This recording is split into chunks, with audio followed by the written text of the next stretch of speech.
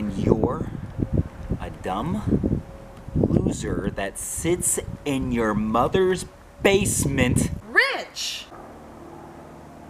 What? Quit trolling on the central area of the backyard.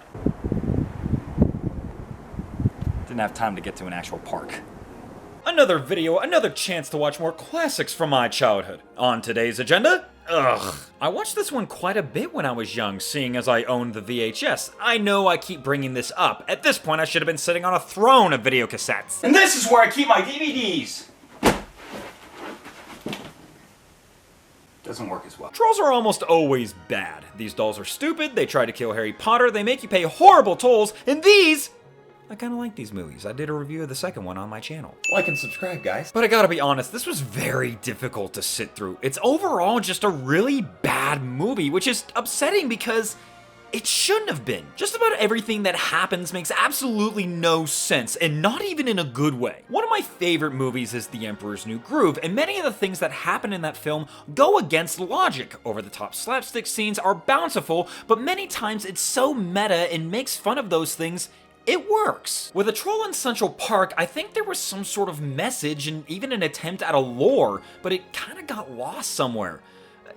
I'll explain later. So for plot, Stanley, a troll, lives in a place called the Kingdom of the Trolls. Creative. Make that up yourself. While all the trolls here are repulsive, mean, and often dim-witted creatures, Stanley is different. He's kind, pink-colored, and most importantly, has a green thumb that can make flowers and plants grow. His flowery powers are discovered, and he is sent to Gnorga, the queen of the trolls, who banishes him to a place of rock and steel where nothing grows, otherwise known as Central Park in New York City. Yes, because going to a place where everybody's pissed off by you just breathing in the general direction is that much different than the Kingdom of the Trolls. When Stanley arrives, he is frightened by this new world and hides in a cave underneath a bridge. We then meet our two human characters, Gus and Rosie, who sneak out of their apartment to go to Central Park, where Rosie follows Stanley to the cave where he shows her, and eventually Gus, all kinds of magical things. There's a lot to unpack there. First, Gnorga sends Stanley to a place where nothing grows, so his green thumb would be useless, except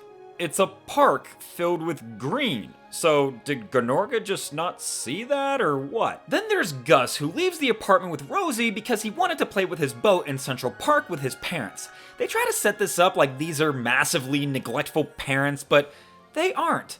They're just busy working parents. The dad isn't George Banks, where he thinks children should be seen and not heard. They seem to be a loving but busy working family. That's only scratching the surface of the nonsense of this film. Let's talk about thumb powers. As stated already, Stanley has a green thumb that can make flowers and plants grow. Yet it can do other incredible things like make Gus's boat grow into a full-size flying ship and even transport them into some dreamland that Stanley calls his world. Is this where he's from? Is it a real place?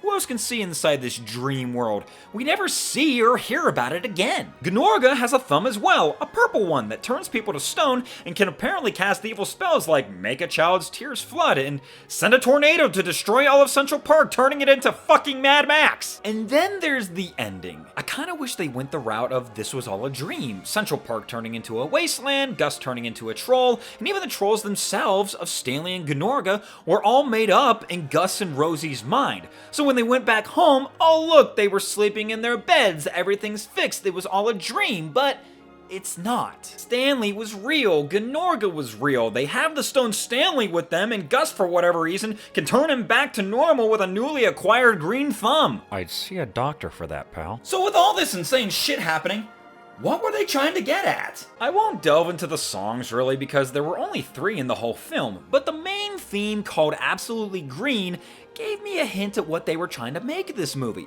An act of conservation. Conservationism really became big around this time for some reason. Media all about saving the trees and forests with films like Ferngully and songs like Welcome to the 90s by Edwin McCain. Bless this man. Absolutely Green was the campaign song, if you will, on making our world better with flowers and planting trees, but nowhere in this film was this any sort of threat or topic. It just comes up in this song and is in the conclusion with all of New York covered in foliage. This could make a lick of sense if maybe someone was threatening to tear down Central Park, or we were in a future with no plant life like in WALL-E, but that wasn't around. The threat was just a mean troll that turned people to stone for the sake of being evil. So they literally just shoehorned this message with no reasoning, which makes it feel lifeless. As for everything else, it had potential. The animation is nothing special. The dream world of Stanley's reminds me of early Disney Silly Symphonies, European fairy tale lands. The characters of Gus and Rosie are not likable in the least. They aren't cute like Anne-Marie from All Dogs Go to Heaven,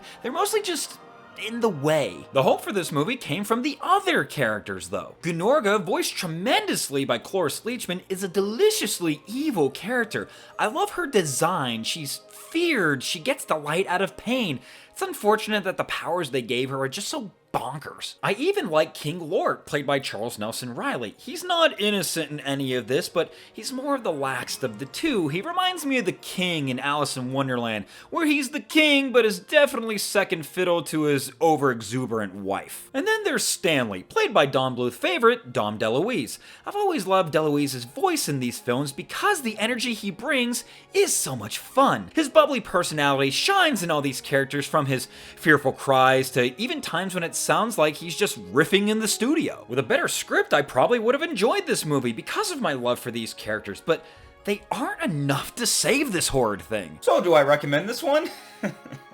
No. While I may compliment the main voice actors, they do not excuse the rest of this dreadful movie. The attempt at bringing a conservation message was half-assed, the powers given to these characters, and even the result of them is unbelievable, even for a kid's film. And then there's just no substance to this. Lots of the downtime is used with dancing flowers, and that offers nothing besides something relatively sweet for kids to look at. I guess in that regard, it's fine for your kids to watch. It's not like they'll be starred with this, but as a film to watch yourself, just avoid. It had potential, but this is easily Bluth's worst film. No warts about it. Thank you guys so much for watching, and tell me, do you like Trolls dolls? What's the fuss about them? Is it the hair? Let me know in the comments below. I don't get it. Don't forget to like this video, share it with your friends, or enemies, I guess, and subscribe to my channel for more nostalgic lookbacks, animation reviews, and anything else I can come up with. Now, if you'll excuse me, I have to get ready for my next project. Hey guys, I got an invitation for the Ghost Ball!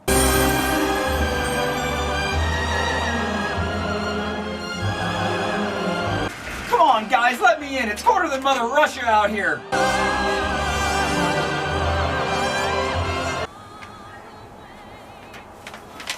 Rumor in St. Petersburg, my ass.